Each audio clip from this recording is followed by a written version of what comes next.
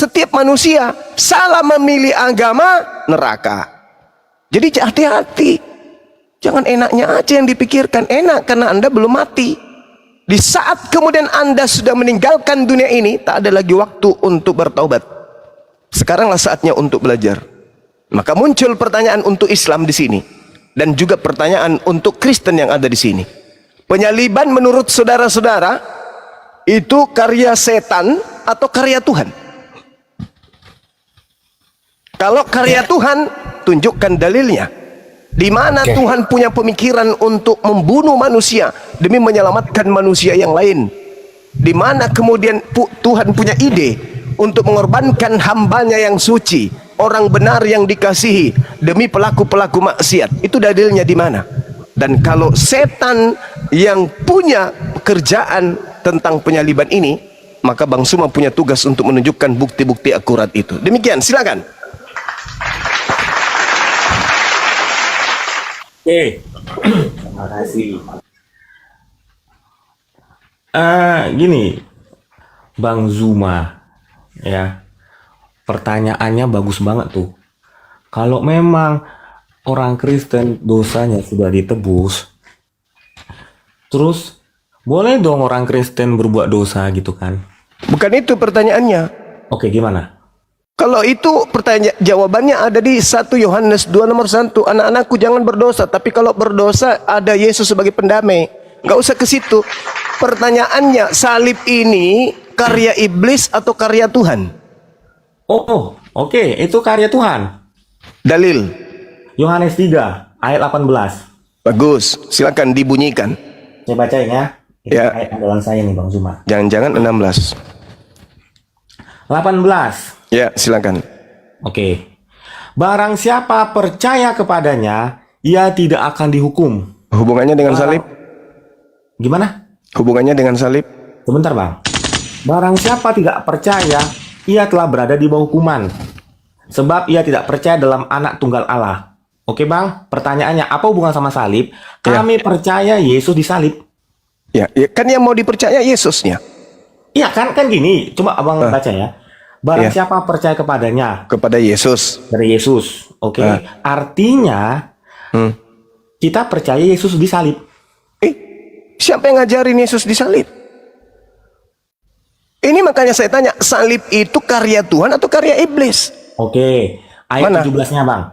Silakan. Sebab Allah mengutus anaknya ke dalam dunia Untuk disalib. Untuk menyelamatkan oleh dia. Nah, caranya? Bagaimana cara menyelamatkannya dengan kematian? Karena upah dosa ialah maut. Dalilnya? Upah dosa ialah maut. Itu dari Paulus itu. Anda mengatakan percaya kepada Yesus kan, bukan kepada Paulus kan? Coba. Duduk yang tenang dulu, atur nafas. Atur nafas. Percaya kepada Yesus apa percaya kepada Paulus? Yesus dong. Ya, Nah, terus kenapa Anda bawa upah dosa maut? Lu emang seperti itu, Bang? Yang kamu bawa itu kan Roma 6 kan? Itu surat-surat Paulus. Yang saya tanya, penyaliban. Terlalu jauh Anda risteng. Yang saya tanya, penyaliban ini karya Tuhan atau karya setan? Anda bawa Yohanes 3. Apa hubungannya? Ayo. Sedikit Anda tenangkan diri, biar kita belajar, biar kebenaran itu masuk dalam hati saudara. Silakan. Oke. Penyaliban itu karya setan atau karya iblis? Silakan. Ya, karya Tuhan. Dalil. Sebentar. Katakan upah dosa ialah maut. Jangan bawa itu, Bang. Itu surat Paulus, Bang. Jangan dibawa itu, Karena kita lihat. Jangan dibawa surat Paulus dulu, karena acuan kita tentang penyaliban ini karya setan atau karya iblis atau karya Tuhan. Kalau Anda membawa surat-surat Paulus, maka jelas itu sudah karya iblis berarti. Karena Anda tidak kuasa, tidak mampu menunjukkan bahwa itu adalah karya Tuhan. Kalau karya Tuhan, saudara, berarti berbicara mengenai firman Tuhan yang datang kepada nabi-nabi di tengah-tengah Bani Israel, termasuk Yesus. Ada nggak penyaliban yang menjadi karya Tuhan? Dalil. Kita butuh dalil. Kalau Paulus itu, Bung, Paulus itu nulis surat nanti tahun 50-an. 52, tahun 52 Masehi baru dia nulis surat. Surat yang dituliskan itu untuk orang-orang non-Yahudi atau orang Yahudi yang sudah tinggal di bangsa asing. Nah, saya minta ini tentang penyalibannya. Yang ngerti tentang penyaliban itu adalah Tuhan dan pelaku Bani Israel, bukan Karisteng. Maka saya tanya, penyaliban yang terjadi itu karya Tuhan atau karya iblis? Sederhana bukan? Bukan menghujat, bukan menista, merangsang kita untuk belajar. Silakan.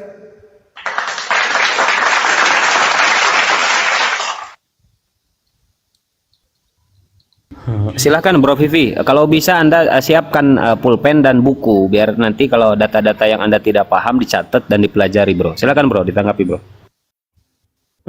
Oke. Menarik ini. Sebentar ya.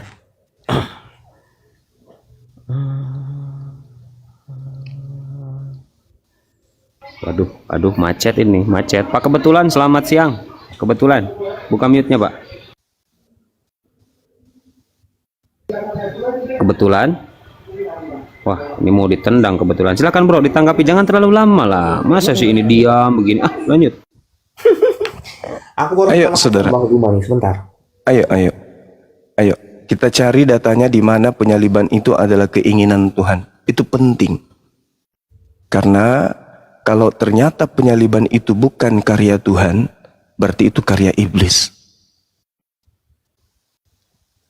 Kalau itu karya iblis, betapa berhasilnya iblis 2000 tahun menghancurkan akal sehat anak keturunan Adam.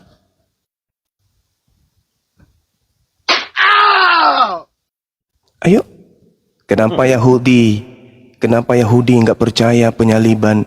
Kenapa Yahudi tidak menggantikan keimanan mereka menjadi seorang Kristiani? Ada apa ini sebenarnya?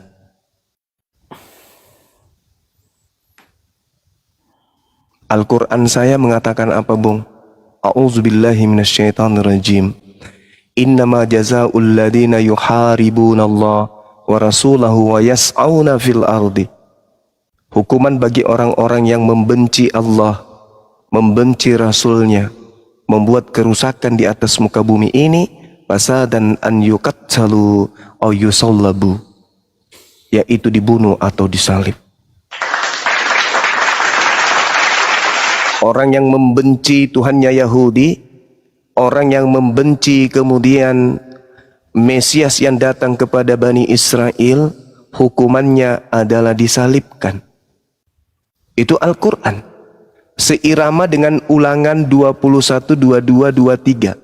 Apabila seseorang berbuat kebencian, berbuat dosa, memerangi Allah, memerangi utusan Allah yang sepadan dengan hukuman mati, lalu dia dihukum mati, kemudian kau gantung dia pada sebuah pohon, maka jangan mayatnya dibiarkan semalam-malaman pada tiang itu, tetapi harus engkau menguburkan mayatnya pada hari itu juga. Sebab seseorang yang digantung terkutuk oleh Allah, jangan engkau menajiskan tanah yang diberikan Allah kepadamu menjadi milik pusakamu. Menurut Al-Quran, yang disalib ini adalah orang yang pendosa. Menurut Ulangan, yang disalib ini juga adalah orang pendosa. Berarti yang disalib Yesus atau yang lain? Karena Yesus bukan pendosa.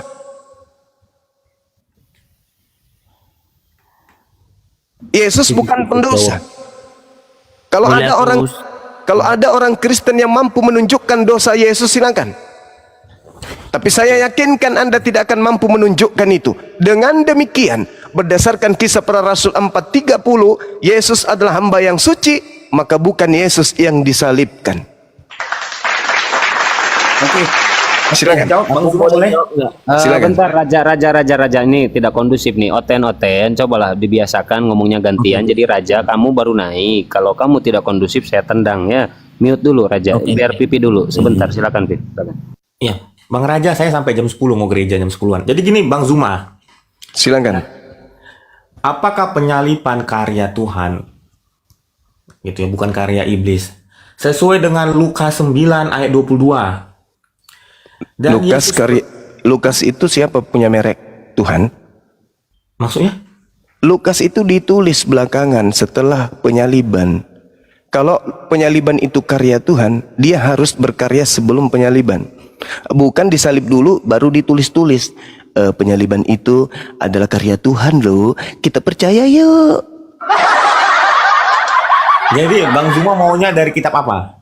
Ya, Yesus baca dalam Lukas 24 nomor 44. Aku memang harus pergi sesuai dengan apa yang tertulis tentang aku di dalam kitab Taurat, kitab nabi-nabi, dan kitab Mazmur. Tak ada kitab Lukas. Jangan dibawa-bawa itu. Malu saya sebagai saudara, sebagai saudaranya Anda. Coba bawa di dalam kitabnya Yahudi yang berkaitan dengan salib itu mana? Apakah salib itu karya Tuhan atau karya setan? Kalau kita bertanya kepada orang Kristen, wahai saudaraku Kristen, ya paman, penyaliban itu karya Tuhan atau karya setan? Karya Tuhan dong. Itu kata Kristen. Karena tidak mungkin Kristen mengakui menyembah setan, tidak mungkin. Tapi Kristen yang cerdas, Kristen yang mau selamat, Kristen yang peduli dengan kebenaran, Kristen yang menggunakan akal sehat akan bertanya-tanya, loh iya ya, apakah Tuhan yang menginginkan penyaliban itu? Dengan demikian, coba lihat di dalam Matius 16, Bung. Apa yang dikatakan oleh Yesus ketika Petrus menginginkan supaya Yesus jangan mau disalib? Apa kata Yesus? Enyalah iblis, sebab kamu memikirkan apa yang dipikirkan manusia, kamu tidak memikirkan apa yang dipikirkan oleh Tuhan. Berarti hal penyaliban atau tidak disalibkan si Yesus ini harus berdasarkan atas pemikiran Tuhan. Pemikiran Tuhan berarti dituangkan di dalam kitab Tanak, Taurat, Ketubim, Neviim. 3 kitab ini cari di sana. Apakah Tuhan menginginkan pembunuhan terhadap utusannya, terhadap Mesiasnya, untuk dosa-dosa pelaku maksiat? Jangan cari di perjanjian baru kitabnya orang Roma, jangan. Jangan cari di situ, cari di kitab yang adalah kehendak. Menurut Yesus, Matius 16, harus terjadi apa yang dipikirkan Tuhan. Bukan yang dipikirkan Lukas, yang dipikirkan Paulus, yang dipikirkan Markus, Yohanes, yang dipikirkan oleh Petrus, yang dipikirkan oleh siapapun itu selain daripada Tuhan. Harus Tuhan. Harus Tuhan, Bung. Makanya saya katakan penyaliban itu kehendak Tuhan atau kehendak setan. Kalau kehendak Tuhan, ada harus datanya. Contoh misalnya nih, di dalam Keluaran 23 nomor 7 nomor 8. Jangan kau membunuh orang yang tidak bersalah. Itu pemikiran Tuhan. Yesus orang bersalah atau orang tidak bersalah? Orang tidak bersalah. Boleh dibunuh gak menurut pemikiran Tuhan? Jangan.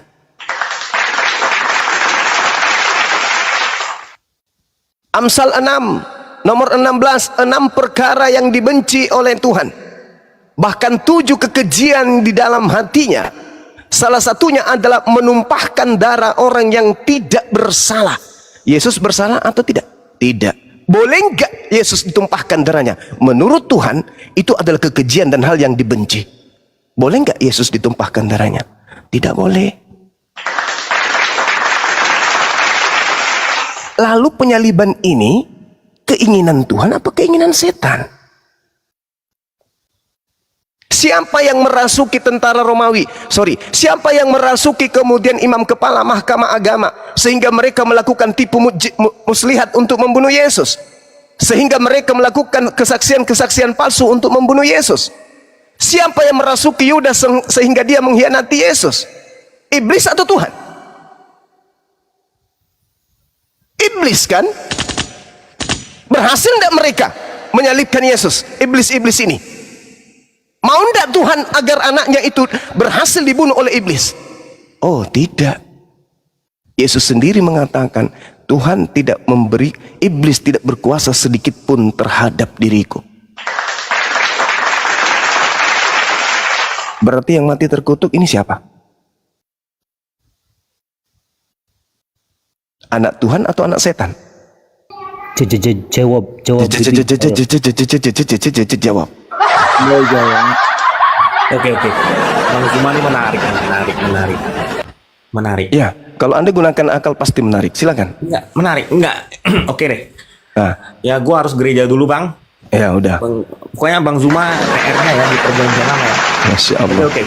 Thank you Bang Zuma. Bro Thank you Pip, ya. Bro Pip, izin bro, itu jadi PR ya, direnungkan dan data-data yang tadi disebutkan oleh Gurunda dicatat baik-baik ya. Anda ini semakin lama harus semakin cerdas bro. Saya sayang sama Anda ya, begitu ya bro ya. Oke, thank you semuanya. Selamat Ya, pagi. yuk lanjut bro, yuk. Silakan Sang Raja, waktunya Anda silakan. Oke, dia minta di perjanjian lama. Ya, saya akan nyebutkan samamu ya Zuma. Mungkin Silakan. kamu terbukalah pikiranmu. Iya. Oke. Di Yesaya 53 ayat 3 sampai 5 aja. Ya, saya katakan saya bacakan ya. Ia dihina dihindarin orang supaya seorang yang penuh kesengsaraan dan yang biasa menderita kesakitan. Ia sangat dihina sehingga orang menutup mukanya terhadap dia, dan bagi kita pun dia tidak masuk hitungan. Tetapi sesungguhnya penyakit kita lah yang ditanggungnya dan kesengsaraan kita yang dipikulnya. Padahal kita mengira dia kena tulah, dipikul dan ditindas Allah. Tetapi dia tertikam oleh karena pemberontakan kita, dia diremukkan oleh karena kejahatan kita, ganjaran yang mendatangkan keselamatan bagi kita ditimpakan kepadanya. Dan oleh bilu-bilurnya kita menjadi sembuh. Begitu bro.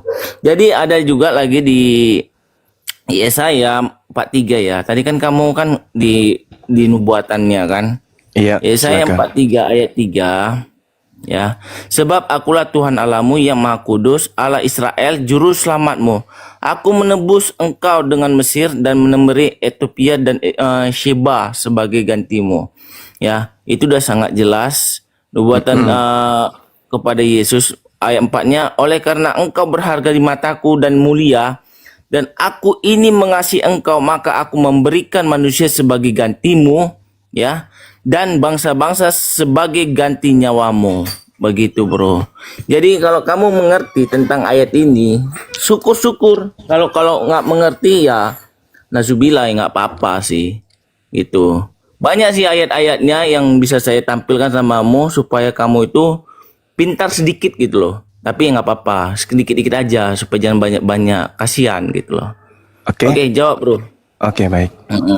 Anda membawa Yesaya 43 nomor 3. Sebab akulah Tuhan Elohim yang maha suci, Eloa Israel, juru selamatmu. Aku menebus engkau dengan Mesir dan memberikan Ethiopia dan Sheba sebagai gantimu. Ini untuk orang Kristen atau untuk Bani Israel? Data ini, Itu data untuk ini. orang Israel bro. Bagus Ya. untuk orang Israel ya, untuk orang Israel ya. Bilang Bukan kan orang bukan itu untuk orang mengamat Kristen. bangsa Israel. Saudara, Dari bangsa sabar Israel dulu. itulah Kristen ada Sabar, gitu loh. bolehkan saya lanjutkan dulu, gantian kita kan Oke, ya. lanjut bro. Jadi saudara-saudara, khususnya Muslim, ini bukan untuk Karisteng, ini untuk Bani Israel. Lalu kemudian untuk mematahkan cocokologi orang-orang Kristen tentang data Yesaya 43 ini ada banyak hal. Yang pertama, Yesaya 1 nomor 1. Coba saudara-saudara Muslim dibuka.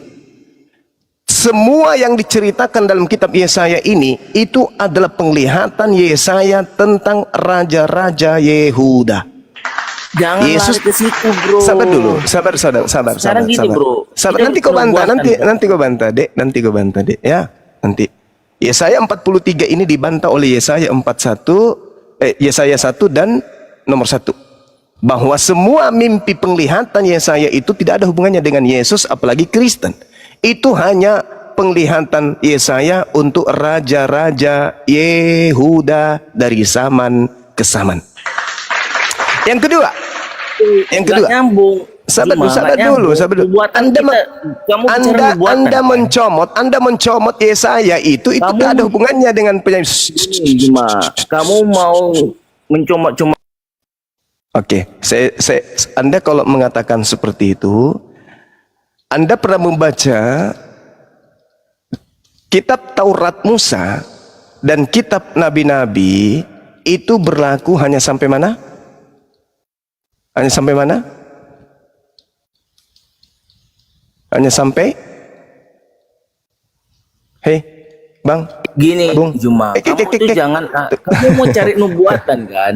Iya. Kamu dikasih nubuatan. Saya kan bertanya, kamu saya kan plesetkan bertanya, gitu. Memang saya kan iblis bertanya kamu. sama saudara, saya kan Iblis bertanya gitu. sama saudara, saya kan bertanya sama Sekarang saudara. aku tanya Juma, dengan Sungguh nubuatan sabar, ini, saya belum selesai ini soalnya. kepada Yesus. Sabar dulu soalnya, sabar. Lukas 16:16, kitab Taurat dan kitab para nabi berlaku hanya sampai zaman Yohanes. Jadi jangan kau bawa-bawa kitabnya orang Yahudi untuk penyaliban. Karena itu kitab hanya berlaku sampai zaman Aku Yohanes. nanya nubuatan sebelum Iya, di itu dalam bukan nubuatan, apa? dibantah sendiri oleh Lukas 16 nomor 16. Tadi kau bilang di mana nubuatan? Dibantah Di itu dalam bukan apa? untuk Yesus. Bukan untuk Yesus. Sekarang aku tanya Hei, sama kamu, boleh? saudara, Lukas Sekarang 16 bukan aku tanyakan. Saudara, Lukas 16 nomor 16, Yesaya itu hanya berlaku sampai Yohanes berdasarkan Lukas 16:16. Kamu itu kasihan ya Juma. Tadi kau minta di mana di Iya, saya bantah dengan dalilmu. Kamu minta di Saya bantah Perjanjian dengan Lama di dalilmu. mana? Nubuatan Oke. Yesus. Saya bantah dengan dalilmu bahwa ternyata Kamu kitab lucu. Taurat. Dikasih tahu Oke. Gini. Dengarkan saya 10 detik. Dengarkan saya. 10 detik aja. Dengarkan baik-baik ya. Tenangkan dirimu ya kawan ya. Saya bertanya, mana bukti bahwa Tuhan menginginkan penyaliban terhadap orang benar? Ya kan ya? Kau membawa Yesaya 53. Tapi dibantah oleh Lukas. Yesaya 53 itu hanya berlaku sampai Yohanes Pembaptis. Silakan. Udah. Anda bantah Kamu Lukas ngerti nggak 16:16. Oke, ya saya 53 itu bro, bukan untuk Yohanes Pembaptis. Lah, itu Ya, berlaku kamu hanya tuh sampai salah. Yohanes Pembaptis. Coba Anda baca Tidak. Lukas 16:16. Oke, Baca. buka ya. Iya, Lukas berapa? 16:16. Sebelum saya masuk ke pendalaman materi, biar kusuapin kamu ya. Habis ini kusuapin Oke, ya tentang dengar dulu ya. bualanmu dan cocokologi Ya. dan mimpi panjangmu tentang Yesaya 53 nanti saya akan uraikan. Nah, Oke. Saya bacakan ya. Hukum Ya, Taurat dan kitab para nabi berlaku sampai kepada zaman Yohanes. Ya. Dan sejak waktu itu kerajaan Allah diberitakan dan setiap orang menggagahinya, berebut memasukinya. Di sini Yesaya artinya berlaku sampai Yohanes. Hukum Taurat ini ya. Hukum Taurat sampai kitab para Yohanes. nabi. Bentar dulu, Bro. Hukum Taurat dan kitab para nabi berlaku hanya Bentar sampai dulu. Ya sabar dulu Juma. Sabar. Aku jawab ya. Hukum Iya. Taurat dan kitab para nabi berlaku sampai zaman Musa, Yohanes, tidak di zaman yang lain. Nggak berarti di sama zaman Yesus nggak di zaman Yohanes muridnya, enggak. Sama Sampai Yesus berlaku Yohanes. nggak? Kenapa? Karena penutupnya di Yesus. Pertanyaan Hukum saya, Taurat itu sampai Yesus saja. loh, kok sampai Ya, Yesus ini sampai Yohanes? penutupnya Yesus. Sampai Yohanes. Kamu ngerti nggak? Sampai Yohanes itu apa sampai mengenal Yesus? Hukum Taurat, bro. Sampai Yesus atau sampai Yohanes? Itu sebagai, bentar loh, Yohanes itu sebagai hukum Taurat dan para nabi yang diceritakan pembatas, bro. Gimana sih ini? Lukas 16 nomor 16. Sekarang kamu hukum Taurat gini, bro ya. Kita bacakan lagi ya. Kita baca. Semoga masuk ke nalar otakmu lah, bro ya. Kita bacakan gimana? ya. Dari Gimana? 15 saja dulu. Lalu ia berkata kepada mereka, kamu membenarkan diri di hadapan orang, tetapi Allah mengetahui hatimu. Sebab apa yang dikagumi manusia dibenci oleh Allah. Hukum Taurat dan kitab para nabi berlaku sampai kepada zaman Yohanes. Terus Udah. Kenapa Dan nyebrang sejak ke waktu Yesus? itu kerajaan Allah diberitakan dan kenapa setiap nyebrang ke orang yang Yesus berani kalau berebut begitu? memasukinya. Yesaya Kamu ngerti nggak 53 maksudnya berlaku itu? sampai mana? Yesaya 53 berlaku Taurat sampai mana? itu, dengar loh, hukum Taurat itu. Yesaya hukum orang 53 berlaku sampai mana menurut Lukas 16? Yahudi. Itu tidak ada hubungannya ke Lukas 53, bro. Ya, itu nggak ada Kok Lukas hubungannya. 53? Gimana nih? Bukan Tenangkan Yesaya dirimu. 53. Tenangkan Yesaya dirimu, 53 tenangkan itu nggak ada dirimu, hubungan ke tenangkan Yohanes. dirimu. Yesaya 53 menurut Lukas berlaku sampai Tidak ada sampai ke Yohanes Pembaptis, bukan. Lah ketawa kamu. Kamu lucu. Kok Allahu ketawa? Akbar. Allahu Gini Akbar. bro. Allahu Jadi gini Akbar. aku tanya Masya dulu Allah. bro ya. Sekarang saya tanya samamu. Yesaya 53 ayat 3 ini ya, saya kasih tahu samamu. Ia dihindari orang seorang pun penuh kesengsaraan yang biasa menderita kesakitan. Ia sangat dihina sehingga orang menutup mukanya terhadap dia, dan bagi kita pun Enggak dia usah kamu bahas itu, enggak ada hubungannya Enggak, lagi. gini, bro. Itu Kamu ngerti berlaku nggak hanya bahas itu? sampai Yohanes nggak nyambung kamu bro. Pembaptis. Loh, kamu yang nggak nyambung. Hukum Taurat dan hukum Taurat dan hukum Tauratnya, dan hukum Tauratnya. dan Tetapi bro, dengar lu. hukum Tetapi, Taurat bro, dan nubuatan tentang Yesus akan nubuatan akan tentang disalibkan, Yesus. itu tidak berlaku kepada Yohanes Pembaptis. Oke, kita Ya, tinggalkan makanya orang ini ya, kalau orang- sahabat-sahabat. kalau Kita orang- tinggalkan. orang waras, Boleh nggak saya waras jelaskan Yesaya 53 ini? Jangan diturunin, jangan diturunin.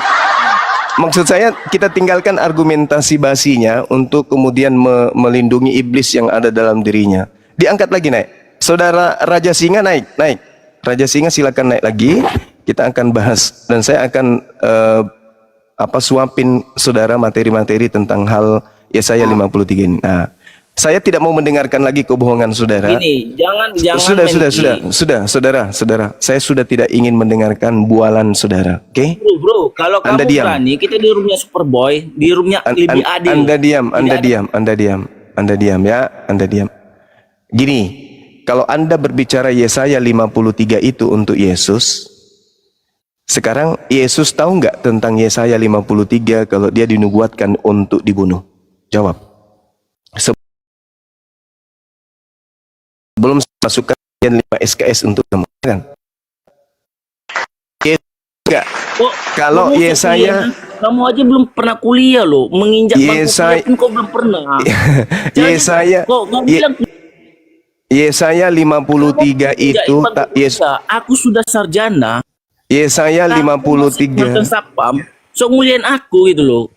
Yesaya Lucu 50 gitu loh. Yesaya 53 ini apakah Yesus tahu kalau itu untuk dirinya? Iya. Oke, baik Iya. ya. Teman-teman sabar ya. Bapak Sarjana, sabar. Teman-teman, Bapak Sarjana kita mengakui bahwa Yesus tahu kalau Yesaya 53 itu adalah untuk dirinya. Berarti Tuhan punya rencana untuk membunuh Yesus. Menurut sarjana kita ini. Mari kita lihat di dalam Yesaya Memang diakuinya kok ada ayatnya di dalam Sabar. Boleh Yesus. sabar dulu. Materi saya belum selesai. Jangan sampai saya keluarkan kau dari kelas. Nggak saya kasih lulus nanti. Yohanes 8 nomor 37. Aku tahu bahwa kamu adalah keturunan Abraham, tetapi kamu berusaha untuk membunuh aku karena firmanku tidak beroleh tempat di dalam kamu. Loh.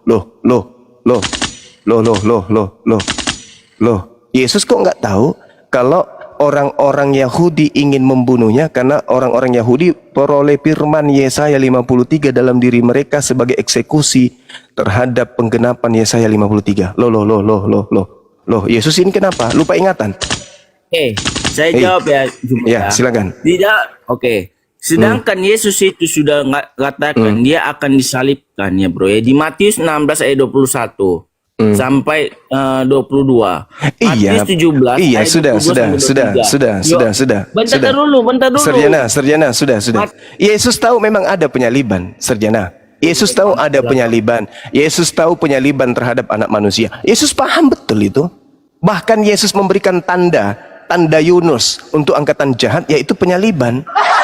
Jadi seorang sarjana yang punya wawasan yang masih lemah kayak gitu memang harus duduk di meja kuliah. Dengarkan kuliahan saya. Anda catat baik-baik, ya. Anda catat baik-baik biar mendapatkan ilmu. Jangan ego, jangan emosi. Santai, relax, santai, ya. Ini 8 SKS untuk Anda ya. Nah, Yesus mengatakan, kamu berusaha membunuh aku karena kamu tidak memperoleh firman di dalam dirimu. Berarti orang ini Yesaya 53 mana Yesaya 53 di situ mana Yesaya 53 di sini mana? Ya Yesaya yang menceritakan gini, Juma ya. Mana? Yesus mengetahui dia akan tertikam dan dibunuh. Ini Makanya kenapa dia mengatakan bahwa orang yang mau membunuh dia? Bentar dulu, Juma, bentar, sabar. Hmm. Kendalikan roh jibrimu, oke ya. Makanya Yesus itu tahu dia akan disalibkan. Di Matius 16 ayat 21 itu sampai seterusnya. Alamak. Makanya Yesus Kan saya sudah marah sama bantah Petrus. tadi. Kan saya sudah bantah Lah. tadi. Kan saya sudah bantah. Sekarang Ngapain kamu Yesus bantah? kenapa Yesus mengatakan sabar. Kenapa Yesus mengatakan bahwa orang yang mau membunuhnya adalah anak-anak iblis? Kenapa? Jawab. Apakah yang berfirman di Yesaya 53 itu iblis? Ini ya, itulah kerjaannya. Gitu loh. Saudara, Kita sabar ini dulu, kan- sabar dulu. Saya tanya dulu, apakah kemudian Yesaya 53 itu adalah firman iblis?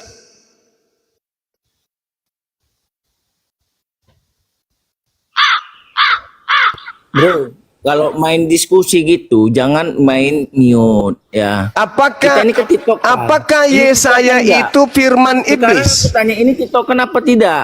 Apakah Yesaya 53 itu firman iblis? Ya itu firman Tuhan kok. Firman iblis. Kenapa Gimana kamu? kemudian Yesus mengatakan mereka yang ingin mempraktekkan Yesaya 53 adalah anak iblis? Lah, dia gini bro, itu belum waktunya. Makanya Yesus menceritakan. Belum waktu. Kalau Yesus gini bro, kalau dia mengatakan Belum itu firman waktunya. iblis, nggak mungkin Yesus menceritakan di ulang Matius 16. Jadi ayat kalau 21 sudah sampai waktunya, seterusnya. Matius jadi kalau 17 sudah ayat 22 waktunya, sampai 23. jadi kalau Itu sudah nggak mungkin, waktunya, bro, Yesus menceritakan gitu. Kalau dia jadi kalau mengatakan sudah ayat waktunya, 53, anak-anak iblis ini menjadi anak-anak Tuhan, gitu. Aduh, kacau. Kacau, Yesus bro, mengatakan kacau, bahwa kacau. mereka yang ingin membunuhnya adalah anak-anak iblis. Mana yang betul? Yang menyalib Yesus ini anak iblis atau anak Tuhan? Memang parah kamu bro. Gini bro ya, kita ngambil lagi di dalam Yohanes 10 ayat 11 kata Yesus ini bro. Aku gembala yang baik. Iya, itu sudah tuntas. Ini masih Itu kembali gimana, bro? terkait, saudara. Itu gimana? Itu perkataan Yesus loh. Sabar dulu. Takut. Sabar dulu. Kita belum selesai. Di sini kita belum selesai. Oke, ini Di sini citokan kita ya. belum Jangan selesai. apa. Iya. Nah, iya, citokan. Yang mau menyalibkan Yesus, yang menurutmu Yesaya 53 berujung kepada penyaliban, Yesaya 53 berujung kepada pembunuhan. Kenapa Yesus mengatakan orang-orang yang ingin membunuhnya itu sebagai anak-anak iblis? Apakah Yesaya Ya, memang 53 iya, ini mereka itu anak iblis. berarti Yesaya 53 ini Firman Tuhan, makanya nubuatan itu, dengar dulu bro. Bentar dulu, supaya aku jelaskan. Kau panjang lebar, aku nggak bisa kau kasih ngomong gitu loh. Itulah keegoisan kamu kalau berdiskusi. Oke, aku jelaskan dulu ya. Orang Yesus mengatakan mereka itu anak iblis ya bro ya, karena mereka tidak mengakui firman Tuhan. Makanya Yesus tahu di dalam Yesus itu akan dihukum. Ya, di situ sangat jelas. Ya, makanya Yesus berkali-kali sama murid-muridnya dan orang-orang Yahudi mengatakan dia akan dibunuh. Oke. Jadi sekarang itu saudara, nubuatan sekarang Yesus saya tanya tahu. samamu. Nubuatan dari Yesaya dan para nabi-nabi yang lain. Pelaku Yesaya 53, eksekutor Yesaya 53 itu pelaku firman atau pelaku setan? Kamu nggak nyambung bro dari tadi bro. Udah saya Pelaku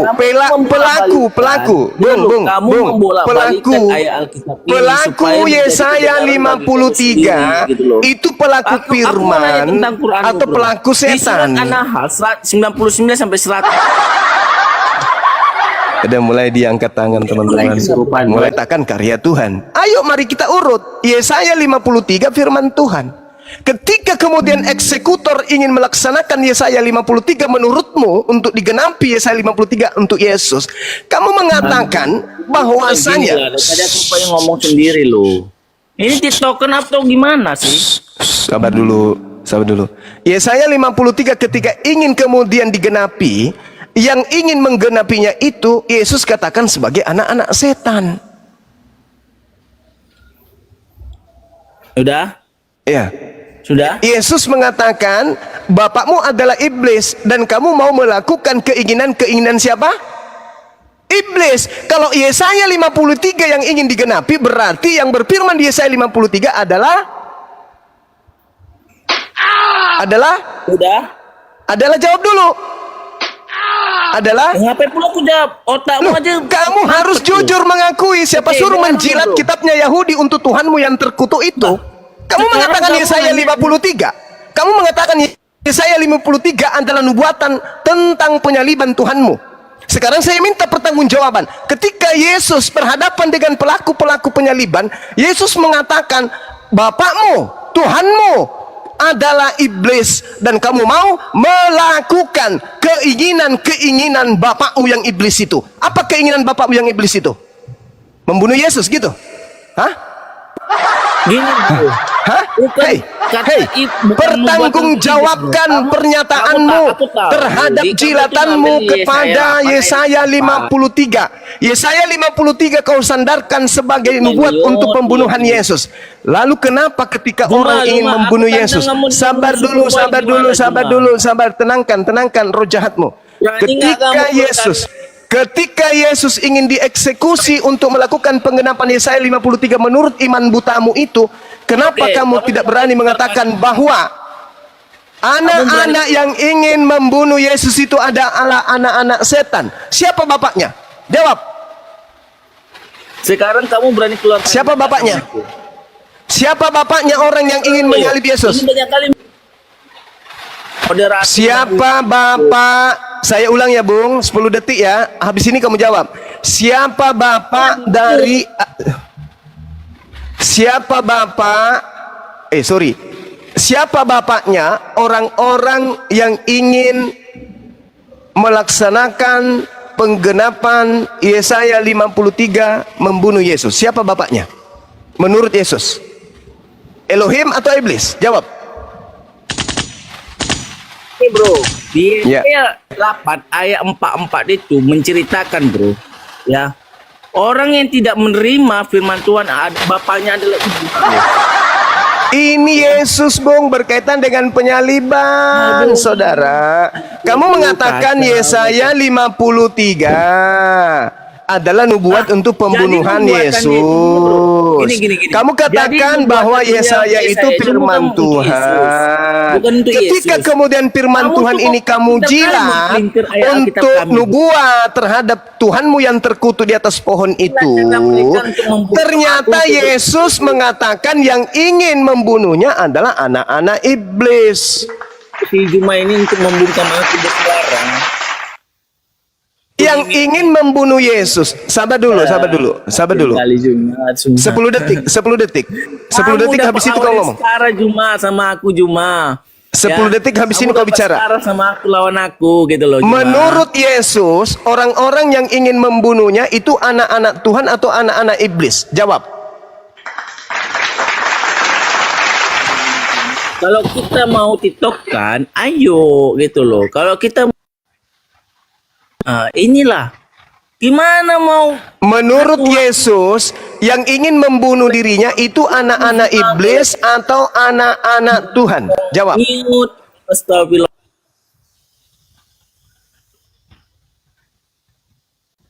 Ayo, Jangan saudara, ayo. mute dong. Jangan mute. Pertanyaan Kalau saya ulang, kamu mau yang tahu ingin kita membunuh tentang Yesus, kita, ayo. menurut Yesus itu adalah anak-anak iblis atau anak-anak Tuhan?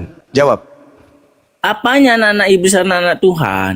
Yang mau membunuh Yesus menurut Yesus, mereka yang ingin membunuhnya itu anak-anak iblis atau anak-anak Tuhan? Anak-anak iblis, bro. Berarti Yesaya Karena mereka 53 tidak itu ngerti tentang firman Tuhan. berarti Yesaya Apa yang 53 disampaikan itu Yesus. firman iblis. Makanya gini, bro. Hei. Orang gini, Yesaya Hei. menerangkan. Hei. Bentar lu, Yesaya Hei, menerangkan. berarti Bentar yang lu, berfirman Yesaya 53 itu iblis. Bentar lu, ya dengar lu. Yesaya menerangkan, ya akan mau dibunuh anak Tuhan dilakukan Iya. orang anak-anak iblis, Iblis. ya. Berarti Diterangkan berarti oleh Yesaya situ, diterangkan Ya. Yesaya. Oke. Iblis akan bagaimana iblis akan menyerang membunuh mana coba anak tunjukkan Tuhan. tunjukkan di Yesaya 53 ada iblis yang ingin membunuh anak Tuhan. Silakan. Emang Silakan. kamu tengok nggak baca situ? Yesaya Iya, orang yang mau iya. membunuh Yesus apa nggak disebut anak iblis? Kan kau Di udah mana? tahu- Di mana di Yesaya 53? Aduh, Di situ parah yang ini. yang membunuh adalah anak iblis. Di mana? Di mana? Coba. Silakan.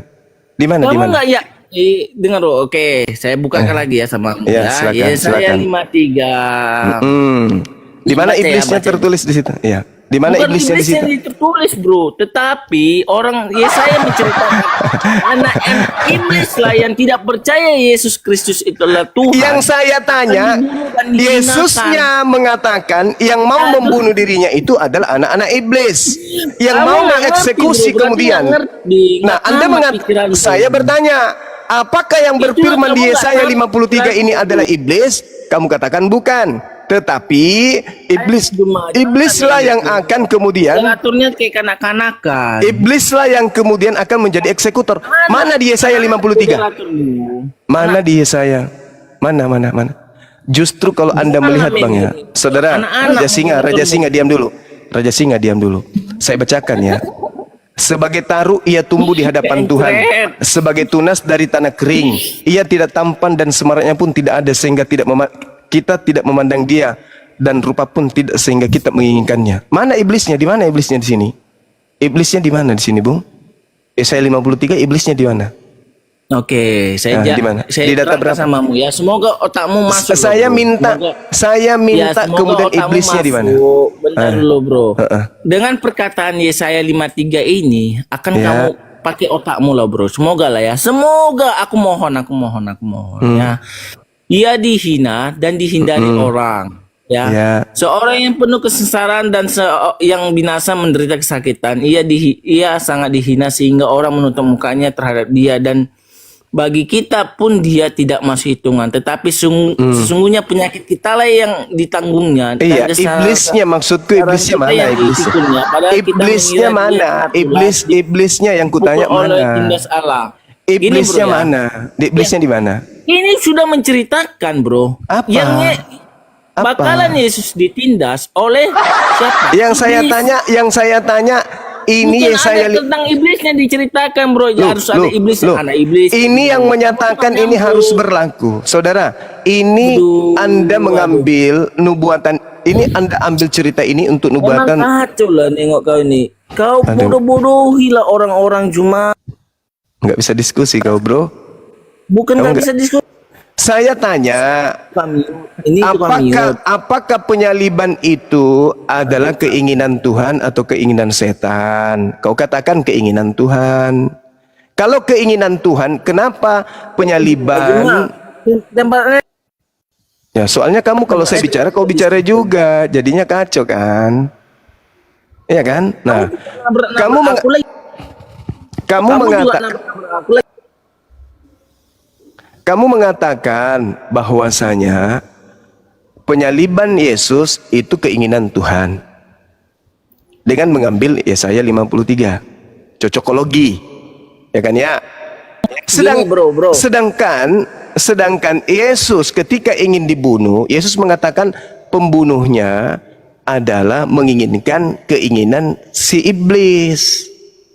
Coba Anda baca Yohanes 8:44 itu. Kan kamu Iblislah yang menjadi bapakmu dan kamu mau melakukan keinginan bapakmu. Kalau Anda mengatakan keinginan penyaliban Yesus itu adalah Tuhan, kenapa Yesus mengatakan iblis? Yang mana yang betul? Yang ingin menyalib Yesus, kata Yesus, itu adalah keinginan iblis. Mana yang betul ini? Kamu atau Yesus? Aku jawab ya, bro ya. Tadi kan kamu tanya, di mana nubuatan di dalam perjanjian lama tentang Itu sudah Yesus akan selesai. Kan kamu Yesaya kan 53 gitu, kau kan, nggak berhasil. Ya, kan kamu Kita pindah kan lagi. nanya kan Sekarang situ, level kan? 3. Sekarang pindah lagi. Aduh, Karena Anda tidak berhasil menunjukkan iblisnya di Yesaya 53. Sekarang pertanyaan saya, Yesus mengatakan, Yesus ingin dibunuh atas keinginan iblis. Itu dulu. Yesus ingin dibunuh atas keinginan iblis. Yes, Yohanes Ya, kalau mau 8. diskusi itu ya tenang toh, jangan kayak gini-gini lah. Yohanes 8 nomor 44. Yesus ingin dibunuh karena keinginan bapa iblis. Keinginan bapa yang adalah iblis. Udah, saya jawab ya. Oke, Kamu silakan. pintar ya, cuma semoga kamu walaupun Coba Anda baca dulu Yohanes. aja minut aja mau ngomong di mute. Coba Anda baca Yohanes 8. Kan di mute. Janganlah tukang raja mute kalian. Raja Singa, oi dengarkan dulu Raja Singa. Kau ini naik mau diskusi mau curhat sih dari tadi gak ada bantahan, gak ada data Jangan yang. di mute. Iya, nyambung Host. dikit. Kak ditanya apa, jawab Gue apa, kan malah curhat. tadi Jawab, pakai jawab, jawab, dalil. jawab. Silakan jawab. Saya pakai dalil, nggak usah di mute. Yohanes Ya, saya pakai 8 di dalil. situ, dengar. Yohanes 8 di sana. Yes. Bukan pakai congor saya. Kau dengarkan saya dulu. Dengarkan saya supaya kita itu nyambung. Di Yesaya 8, Yesus berkata, yang mau membunuh dia adalah mengikuti keinginan iblis. Berarti pembunuhan terhadap Yesus itu adalah keinginan iblis menurut Yesus berdasarkan Yohanes 8. Betul. Ya, betul. orang yang membunuh Yesus adalah keinginan iblis. Berarti yang berfirman di Yesaya Tapi di dalam 53, Yohanes 53, bentar dulu aku jelaskan. berarti Yesaya Tapi 53 Yohanes ini yang 53 berfirman siapa menceritakan kalau Yesus itu akan dibunuh karena perbuatan iblis. Anda itu ini loh. bro. Anda itu cara diskusinya Anda itu cara diskusinya itu Anda tidak mengerti suasana forum itu seperti apa. Pesan yang ada di forum sebagai pesan permukaan Anda tidak ngerti. Anda selalu mau pindah kelas. Saya berkata menurut Yesus. Nyambung dikit loh Jum. Ya silakan kamu bicara, silakan. Umat yang kamu bodohi. Silakan. Ya, nyambung Jangan dikit di loh. mute. Biarkan dia bicara. Iya, ini loh. Anak silakan. buahmu ini. Silakan. Ini ya bro ya, Yesaya menerangkan. Yesaya keinginan Jangan Tuhan kan? di kamera dibukakan lah. Ini kurang ajar kalian ini. Mau kalian incar aku. Yesaya 53 itu firman Tuhan kan? Ya bentar dulu, iya. Dan Dengar keinginan dulu, ya. dan keinginan Supaya Tuhan aku di ceritakan sama kamu. Diam kau dulu, dan dulu. keinginan Ya. Tuhan di Yesaya Dulu aku 53 adalah 15 membunuh detik, Yesus kan? 15 detik aja bro, 15 detik. Kasih dulu aku waktu. Ya, boleh nggak? Ya silakan kau nipu. Silakan. Yesaya 53 menerangkan Yesus itu akan disalibkan, dibunuh, ya. Itu karena orang Yesaya itu tahu iblis akan membunuh dia. Begitu. Dengan cara membunuh dia, Yesus itu makanya Yesus mengatakan di dalam Matius 16 ayat 16 21, Matius 17 22 sampai 23, Matius 17 Tengkurap dia ini, habis ini tengkurap kuat. sampai Matius 26 sampai 1 sampai 5 itu sudah diceritakan Yesus semua. Oke. Bagaimana dia akan mengalami Tengkurap habis ini pembunuhan, teman-teman. disalibkan. Siap-siap tepuk tangan ya. Ya. Makanya Yesus itu sudah mengatakan bagaimana dia akan dibunuh. Oke. Sudah dijelaskan Yesus. Oke. Itu loh. Oke. Nah, dengarkan saya pelan-pelan. Anda mengatakan bahwa di Yesaya 53 iblis menginginkan pembunuhan terhadap Yesus. Pertanyaan saya, penyaliban ini karya iblis atau karya Tuhan? Ini karya Tuhan, bro, untuk penebusan manusia. Tadi katamu iblis. Bentar dulu, aku jelaskan. Dengan cara penebusan, ya kan? Iya enggak. Orang yang tidak percaya Yesus. Tunggu. Percaya. Tunggu. Hey. Kamu mengatakan bahwa Yesaya 53 iblis menginginkan pembunuhan terhadap Yesus. Betul? Betul? Gini ya, aku cerang lagi ya sama mungkin otakmu mampet. Bro. Dengan cara iblis membunuh Yesus, bentar dulu. Akulah Yesus, akulah iblis yang menyerahkan Yesus di atas tiang salib untuk menggenapi Yesaya 53. Sabar. Berarti Yesus salib gini, itu gini, hadiah bro. dari siapa?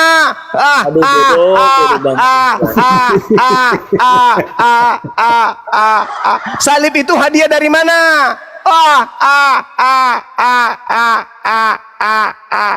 Tertawa tanpa nada. Tertawakan dengan kebodohannya yang wajar gitu. Ini ya. Loh, aku terangkan kamu sama sendiri yang mengatakan Yesaya 53 iblis berusaha membunuh Yesus.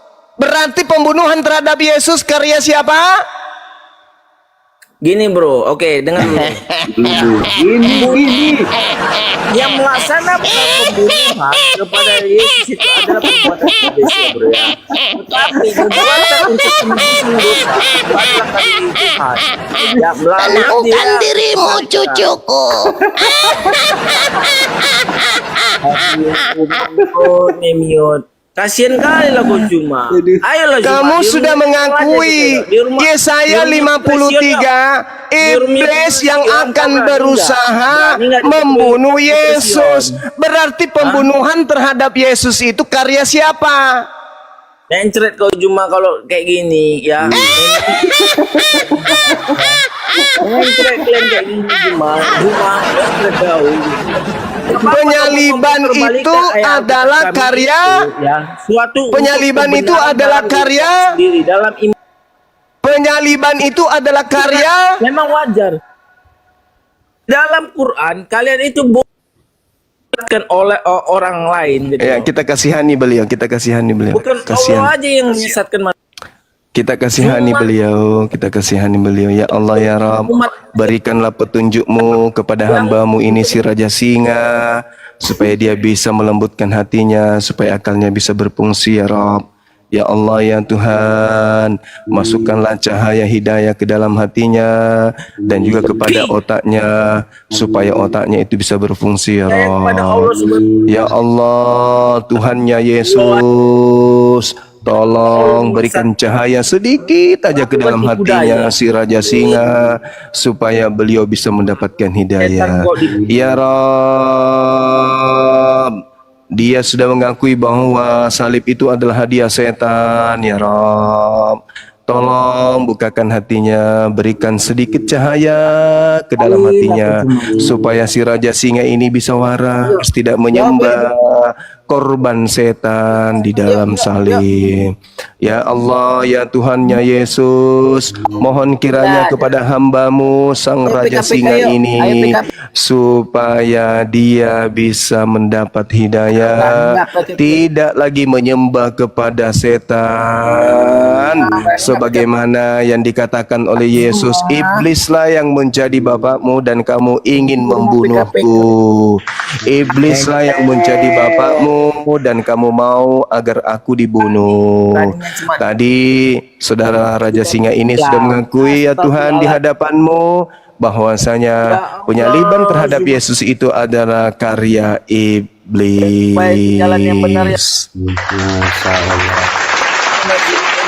Oke, Raja Singa, kau di sana cebok dulu kau, udah didoain juga. Maafkan saya ya saudara Raja Singa ya. Siapa namanya tadi? Raja apa itu tadi? Raja Singa kan ya. Maafkan saya kalau telah melukai hatimu dan perasaanmu, tapi paling tidak niatan saya itu adalah supaya engkau itu bisa sedikit mendapatkan pencerahan dari Bibelmu sendiri ya. Bukan niat saya menghina, bukan niat saya menghujat, tapi semata-mata membuka cakrawala berpikirmu, bahwa dengan sadar pun kamu mengakui bahwa Yesaya 53 itu adalah karya iblis, dalam arti kata yang menjadi pengeksekusi di sana akan penyaliban tuh Yesus itu adalah iblis. Anda mengakui Yesaya 53 adalah firman Tuhan, tapi yang melakukan adalah iblis. Berarti penyaliban ini karya iblis. Ya mudah-mudahan itu bisa menghantarkan Anda untuk mendapatkan hidayah. Bagi kami umat Islam akan semakin kuat iman kami bahwa memang betul Al-Quran mengatakan bahwa yang disalib itu adalah orang yang pelaku dosa yang memerangi Allah dan yang memerangi Rasulnya. Sehingga mustahil bagi umat Islam yang mendengarkan debat ini bisa murtad, dikarenakan mereka sudah tahu bahwa yang disalibkan itu adalah orang yang memerangi Allah, dan pelaku daripada salib itu adalah iblis berdasarkan pengakuan saudara tadi. Demikian, makanya Al-Quran mengatakan wa iyyaduuna illa syaitanan marida, sungguh yang mereka sembah itu adalah iblis yang durhaka. Ya, silakan. Siap, Gurunda. Ahi Bayu, assalamualaikum, Ahi. Waalaikumsalam warahmatullahi wabarakatuh. Ya, Pak Hibayu naik-naikan ya. Saya ini HP agak oleng ini, takut rungkad. Saya kalau saya nggak main apa-apa gitu. Jadi antum naik-naikan saya sapa ya, Hibayu ya. Siap, Yang siap. yang di atas pegangan banyak iblis di bawah. Hati-hati ditombak.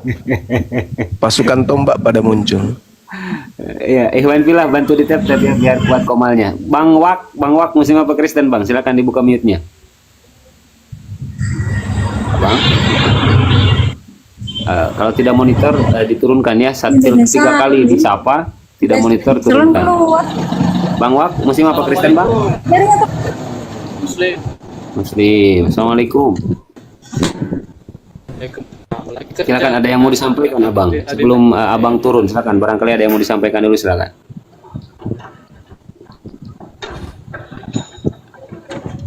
Ya, saya terima kasih aja Bang untuk komal-komal seperti ini. Banyak belajar dan saya ada satu hal yang sadar dari argumen Bang Zuma waktu itu, kalau negara kita ini dijajah oleh agama Kristen. Itulah yang aku sadar Bang. Terima kasih Bang. Semoga jadi amal ibadah lah semua ini. Amin ya rabbal alamin. Amin. Ya, terima kasih saudaraku ya. Mohon maaf dibawa dulu. Assalamualaikum warahmatullahi wabarakatuh.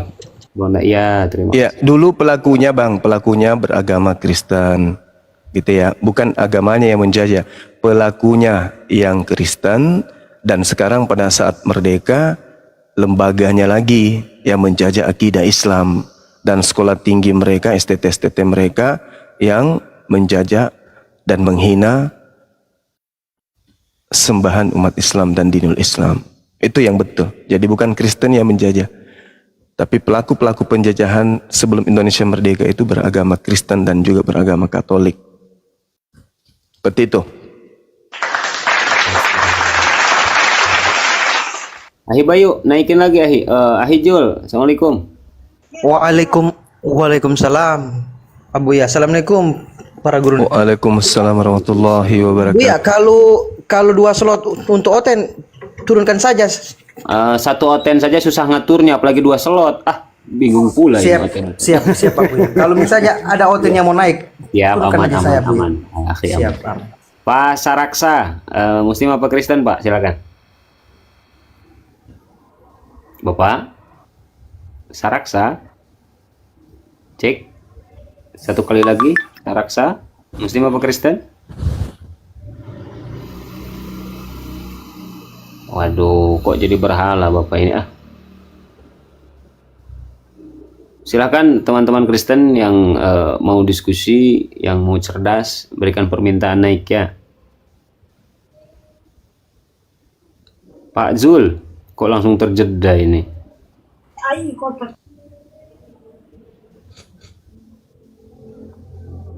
Pak Zul, Siap Abu ya, siap. ini yang baru naik namanya Zul. Oh, saya kira saya Abu ya. Afwan. Pak Seko, Muslim apa Kristen Pak? Saya Muslim. Assalamualaikum warahmatullahi wabarakatuh. Waalaikumsalam warahmatullahi wabarakatuh. Ya, menarik ini.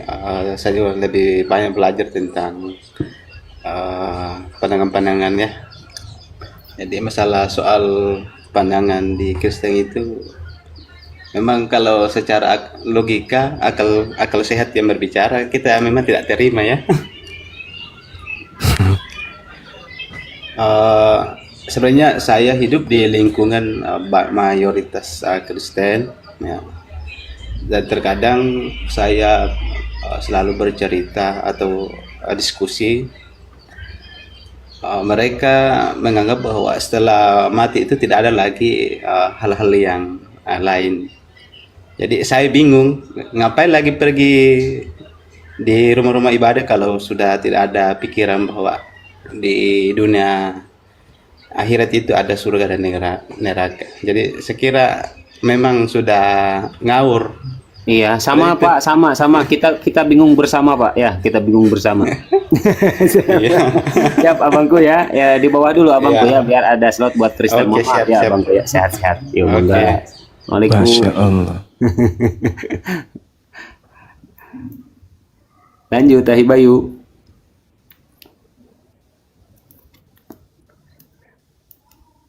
Pak Sapirin. Ya, Assalamualaikum warahmatullahi wabarakatuh. Saya Muslim. Waalaikumsalam warahmatullahi wabarakatuh. Satu statement aja Bang Zuma dan satu pertanyaan. Saya kagum dengan pandangan-pandangan Bang Zuma. Luar biasa dan kita banyak belajar dari sini terhadap perbandingan agama tanpa mengurangi toleransi dan penghargaan kita terhadap mereka, Bang Zuma. Iya. Satu statement, kita dijajah 350 tahun yang sering didengungkan Bang Zuma oleh pelaku-pelaku yang Nasrani atau Kristen. Harusnya mayoritas di Indonesia itu harusnya Kristen. 350 tahun Toro dijajah. Harusnya mayoritas kalau memang agama ini benar dan diyakini kebenarannya, harusnya 350 tahun penjajahan itu sangat berpengaruh. Tapi pada kenyataannya justru mayoritas kita adalah Muslim. Satu Bang Zuma. Yang kedua Bang Zuma, pertanyaan, Bang Zuma selalu mengambil kitab dari perjanjian lama, kitab Tanak. Saya kurang ngerti juga tentang itu. Tapi yang pasti Bang Zuma selalu ngambil itu sebagai dasar kebenaran. Bisa tidak perbedaan antara perjanjian baru dan perjanjian lama dijelaskan Bang Zuma? Kalau perjanjian baru kan lebih banyak kalau saya tangkap lebih banyak surat-surat atau katakanlah kisah-kisah yang dituliskan oleh orang-orang yang setelah perjanjian lama. Nah, yang katakanlah tidak tulisan-tulisan atau pemikiran-pemikiran orang. Nah, kalau perbedaannya secara substansi itu apa Bang Zuma, sehingga cenderung Bang Zuma tidak menerima perjanjian lama, perjanjian baru maksudnya. Itu aja Bang Zuma. Siap abangku, sambil dijawab mungkin sama Gurunda ya. Mohon maaf abangku, di bawah dulu biar ada slot buat Kristen ya abangku ya. Terima kasih. Sukses makasih selalu, Bang. Ya, makasih Bang Saprin. Iya, salam sukses kenal selalu. Amin. Dan tetap konsisten dengan iman kita. Assalamualaikum warahmatullahi wabarakatuh. Waalaikumsalam warahmatullahi wabarakatuh. Sebelum dijawab Gurunda izin sebentar Ikhwan Fillah, untuk saudaraku Muslim, Masya Allah ya, Alhamdulillah. Ditahan dulu Ikhwan Fillah ya, nanti ada waktu lain Insya Allah mungkin kita utamakan dulu teman-teman Kristen biar terjadi diskusi, tetapi bukan maksud kami apa-apa ya, biar kami di sini kan buka komal untuk diskusi, tapi Insya Allah itu menambah pengetahuan, wawasan, keilmuan buat kita, pertanyaan-pertanyaan dari kalian semua. Silakan untuk Kristen yang mau naik, dan Fadl untuk Gurunda mungkin bisa dipaparkan Gurunda, Fadl. Ya baik. Pertanyaannya tadi itu terkait dengan perjanjian lama, perjanjian baru ya. Iya. Jadi gini, kalau kita belajar nih kita mendalami kemudian kitabnya orang Yahudi dan kitabnya orang Kristen, ternyata yang disebut perjanjian baru itu Taurat.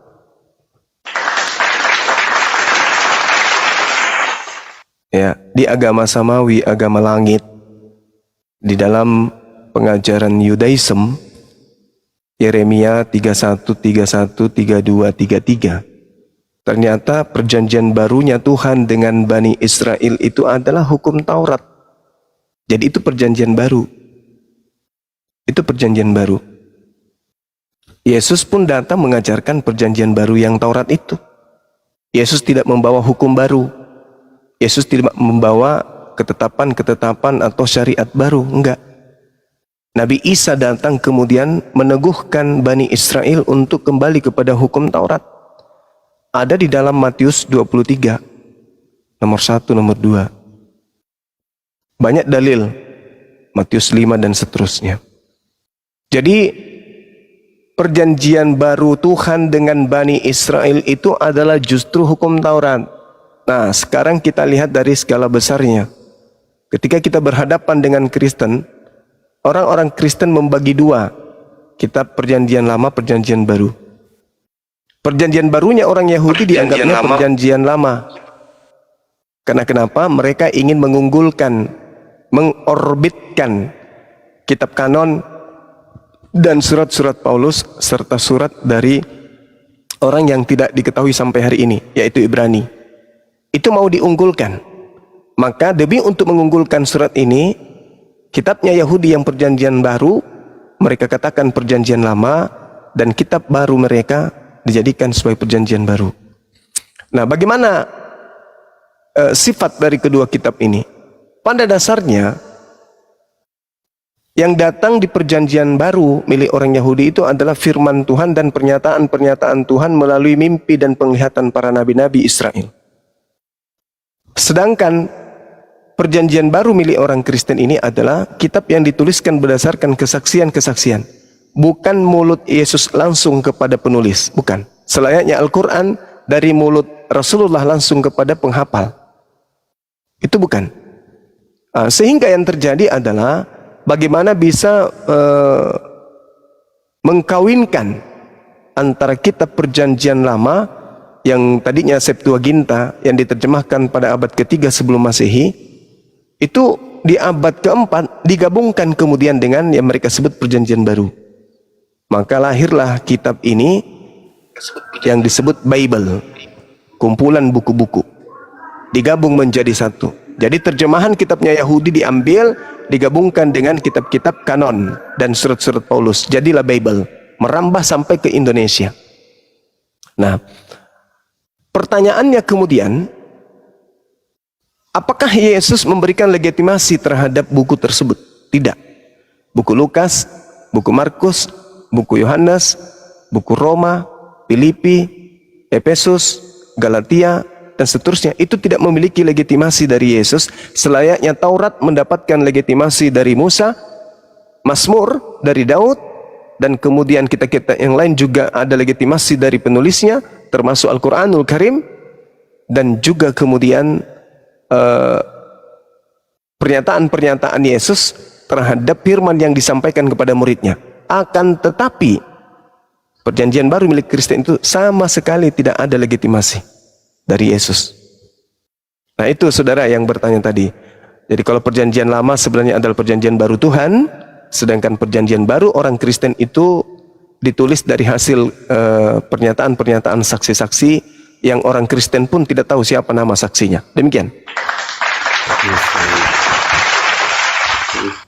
Kang Apokri Pak, Assalamualaikum. Waalaikumsalam. Assalamualaikum Bang Zuma. Assalamualaikum saudara-saudara muslim semuanya. Waalaikumsalam warahmatullahi wabarakatuh. Wah, lama nggak jumpa Bang Juma ini. Iya Bang. Terakhir kita ketemu di Kuningan itu ya Bang Juma. Kuningan? Iya. Oh iya. Jakarta. Iya. Masya Allah, betul. Iya Bang. Ingat. Ini apa? Saya iseng aja naik ini tadi apa? Selamat siang. Salam. Iya, silahkan Pak JP, selamat siang. Kang Apokri Pak, nanti dulu ya, Kanda ya. Oke, iya. Bang Juma bisa bertanya? Iya, silakan Bang.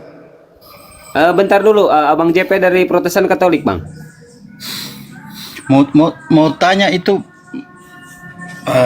Protestan. Oh, dari Protestan. Silakan kalau mau bertanya, silakan. Bang, saya ini baru buka TikTok, baru sering kan cuma nonton itu di YouTube. Ya, karena sering saya dengar pernyataan Bang Juma ini membingungkan. Karena kemarin sempat saya dengar ini Bang Juma sering serang Yesus, sementara juga bilang gimana itu Yesus dimuliakan, sementara lagi menjatuhkan. Pertanyaannya, silakan Pak. Pertanyaannya. Jadi maksudnya gimana ini? Baik Bang, baik. Jadi pertanyaannya siap.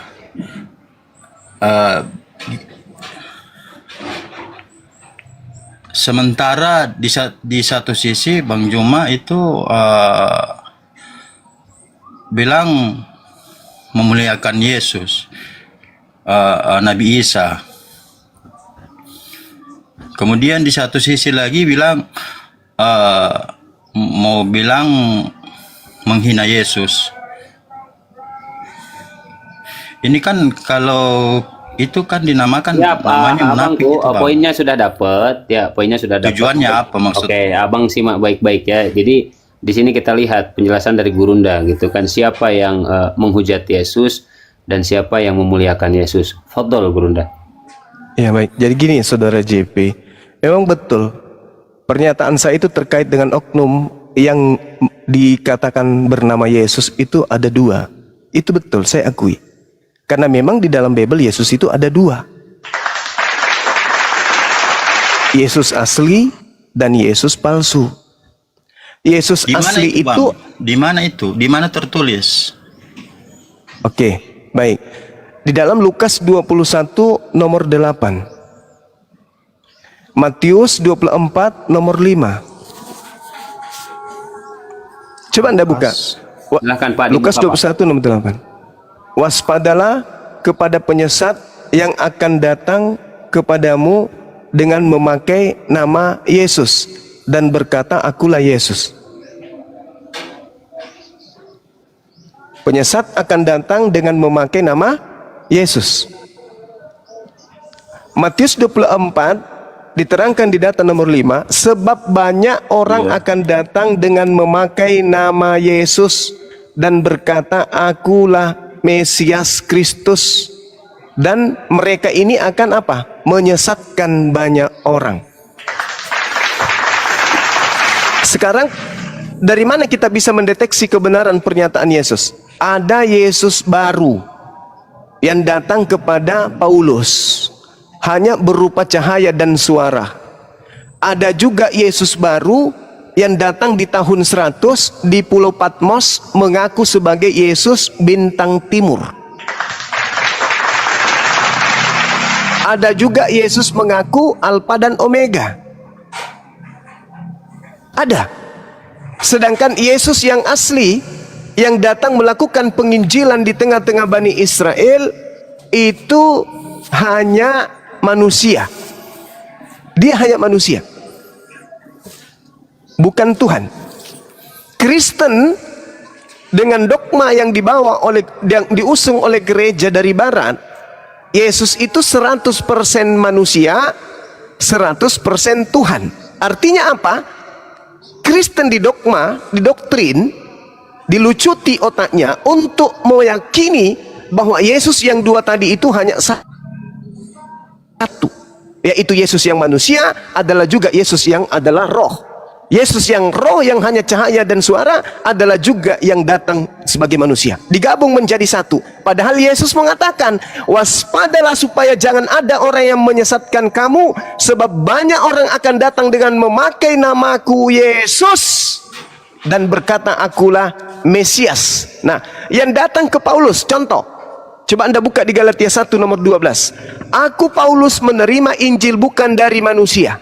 Berarti bukan dari anak Maria, bukan dari Yesus. Bukan dari Yesus yang penginjilan kepada manusia Bani Israel. Karena yang melakukan penginjilan kepada Bani Israel, murid-muridnya adalah manusia Yesus. Sedangkan Paulus mengatakan, aku menerima Injil bukan dari manusia. Berarti bukan dari Yesus yang asli, tetapi dari Mesias Yesus. Ingat?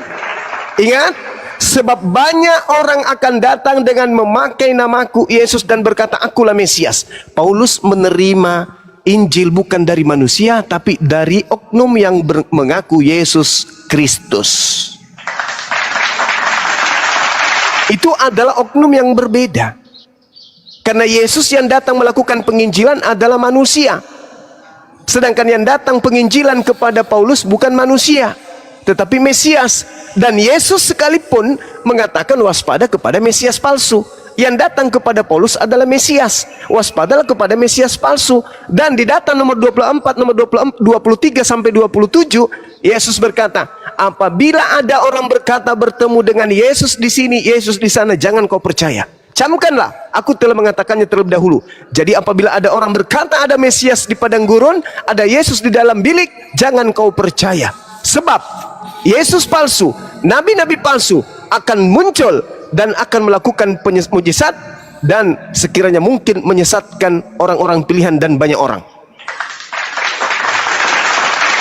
Jadi kalau saudara melihat Bang Suma menjelaskan, kok terkadang Yesus memuliakan terkadang Bang Suma memuliakan Yesus? Yes, karena Yesus yang nabi, Yesus yang rasul, yang Mesias asli, yang datang ke tengah-tengah Bani Israel itu adalah manusia suci. Dia manusia suci. Kisah para Rasul 4 nomor 30, Yesus adalah hamba yang suci. Dia itu adalah manusia suci yang tidak tersentuh oleh dosa sedikit pun, tidak tersentuh oleh setan sedikit pun. Setan tidak berhasil kemudian untuk menjamah Yesus. Itu adalah manusia mulia. Dia manusia mulia, dia manusia suci, dia manusia kudus, tidak tersentuh oleh kekejaman setan maupun manusia. Sedangkan Yesus yang digantung di atas tiang salib dan yang datang kepada Paulus dan penulis kitab Wahyu, itu adalah Yesus lain.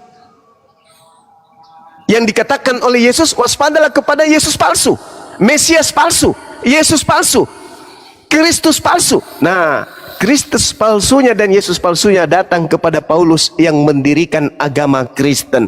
Hari ini Kristen pengikut Paulus itu mengikuti Yesus palsu. Siapa Yesus palsu ini? Lihat di dalam Lukas 10 nomor 18. Kata Yesus asli, aku melihat iblis jatuh dari langit ke bumi berupa cahaya. Lihat yang datang kepada Paulus, berupa cahaya.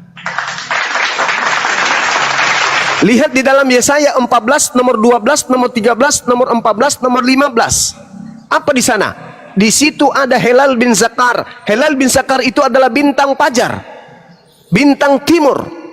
Disebut Lucifer, iblis. Dia diturunkan Tuhan ke dalam kubur. Lihat di dalam konsep Kristen.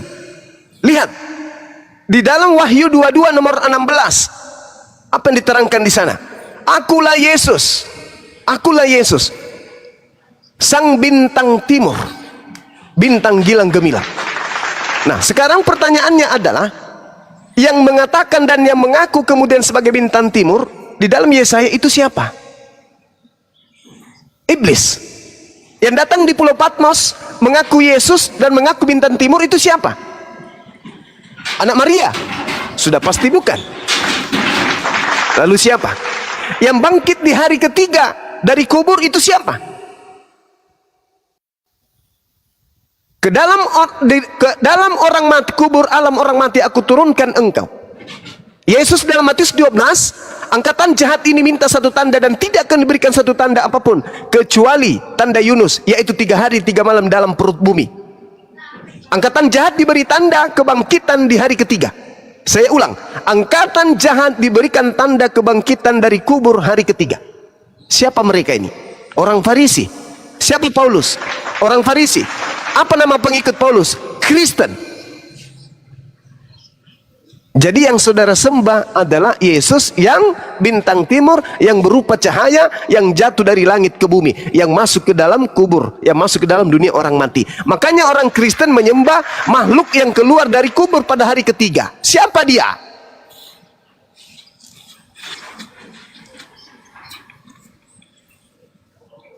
Ingat Bung, antara pengajaran Yesus di tahun 30 sampai 33 itu terjadi kekosongan. Ketika dia terangkat ke langit terjadi kekosongan. Nanti muncul kemudian penulis-penulis Bible Anda di tahun 52 ke atas. Kristen kemudian menyatakan diri secara resmi itu di abad keempat, yaitu Katolik. Jadi antara Yesus dengan orang yang tidak bersunat, antara Yesus dengan orang yang ibadah hari Minggu, antara Yesus dengan mereka yang makan babi, makan kucing, makan anjing, makan tikus, antara Yesus dengan mereka yang kemudian menyembah Yesus, itu jaraknya kurang lebih puluhan sampai ratusan tahun baru muncul. Dan antara Yesus dengan mereka itu tak ada hubungan sama sekali. Jemaat yang dibentuk Yesus adalah jemaat yang tidak makan babi. Jemaat yang dibentuk Yesus adalah jemaat yang ibadah hari Sabtu. Jemaat yang dibentuk Yesus adalah jemaat yang menyembah Elohim. Jemaat yang dibentuk Yesus adalah jemaat yang tidak makan babi dan bersunat. Sedangkan Kristen itu bukan jemaatnya Yesus. Dan Yesus berpesan kepada muridnya Bani Israel, waspadalah kepada serigala buas yang datang kepadamu nyamar seperti domba. Domba itu Bani Israel, serigala itu Bani Romawi. Waspadalah kepada serigala yang datang kepada menyamar seperti domba. Ingat, yang disebut domba itu hanya Bani Israel. Yeremia 50 nomor 17. Bani Yakub adalah semisal domba. Kristen bukan Bani Yakub, tapi mengaku domba. Berarti mereka lah serigala yang nyamar-nyamar domba tersebut. Saya kira begitu, Saudara JP. Terima kasih atas pertanyaan saudara. Saya izin sejenak karena di sini saya harus ibadah, menyembah Tuhan yang disembah juga Yesus. Allah yang Maha Suci lagi Maha Tinggi. Yesaya 5 nomor 16. Allah Maha Tinggi Maha Suci. Ya, silakan. Saya juga kan mau turun ini karena ini HP-nya anakku. Saya juga kan cuma naikkan, cuma memastikan. Silakan. Jadi berarti izin bentar Bang ya, cuma mau nanya juga mau turun. Berarti kalau di dalam kitab itu ada dua kisah atau gimana itu Bang? Maksudnya saya bingung ini. Pandangan saya kayak Bang Juma ini kayak comot ayat gitu, kemudian dicocologi dengan keinginan sendiri. Jadi maksud saya penjelasannya itu kalau apa ini di dalam kitab ini ada dua kisah atau gimana? Gini, Bapak, kalau bisa Bapak simak baik-baik dan kalau ada data yang disampaikan oleh Gurunda, Bapak catat biar Bapak pelajari. Lanjut Gurunda. Oke, saya kasih data 2 ya. Coba Anda lihat di dalam. Sudah dicatat tadi ya. Ya. Ini data baru Bang. Yohanes 17 nomor 8. Segala firman yang engkau berikan kepadaku telah aku sampaikan 17. kepada nomor 8. Segala firman yang engkau berikan kepadaku telah aku sampaikan kepada mereka. Segala firman telah aku sampaikan kepada mereka. Artinya sebelum Yesus terangkat ke langit, tak ada lagi firman. Semuanya telah Yesus sampaikan kepada muridnya. Jadi yang datang kepada Paulus ini firman dari mana? Segala firman yang engkau berikan telah aku sampaikan kepada mereka, dan mereka telah menerimanya, dan mereka tahu dengan pasti, dan mereka percaya bahwa engkaulah yang telah mengutus aku. Berarti murid-murid yang menerima firman percaya kalau Yesus itu utusan. Titik. Saya ulang, ini perkataan Yesus, bukan perkataan Bang Suba.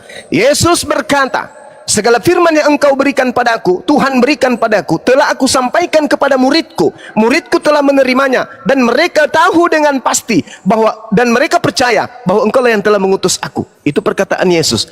Persaksian Yesus tentang muridnya, muridnya percaya Yesus itu adalah utusan Tuhan. Saya ulang, muridnya percaya menurut Yesus, menurut kesaksian Yesus. Murid-muridnya setelah menerima segala firman, muridnya semua kompak bahwa dia adalah utusan Tuhan. Saya tidak comot. Yesus telah mewakilkan semuanya. Semua firman, semua sabda, semua perkataan Yesus setelah diterima muridnya, muridnya telah mengaminkan kalau dia adalah utusan Tuhan, Rasulullah. Itu dalil pertama. Yang kedua, kesaksian Yesus tentang dirinya. Tadi kesaksian Yesus tentang muridnya, sekarang kesaksian Yesus tentang dirinya. Yohanes 5 nomor 36. Ada kesaksianku yang lebih penting dari kesaksian Yohanes. Nah, ini kesaksian Yesus nih, bahwa semua pekerjaan yang aku lakukan, pekerjaan apa itu? Membangkitkan orang mati, membuat orang lumpuh berjalan, orang buta melihat, bla bla bla bla bla bla. Pekerjaan itu yang sedang aku lakukan sekarang, dan pekerjaan-pekerjaan itulah yang bersaksi bahwa aku ini adalah utusan Tuhan. Berarti segala mujizat yang Yesus lakukan di tengah Bani Israel, mujizat-mujizat itu justru membuktikan Yesus ini adalah Rasulullah. Menurut siapa? Menurut Yesus. Berarti Yesus yang betul adalah Rasulullah. Yesus yang betul adalah Rasul Allah. Titik. Jangan ditambah, jangan dikurangi.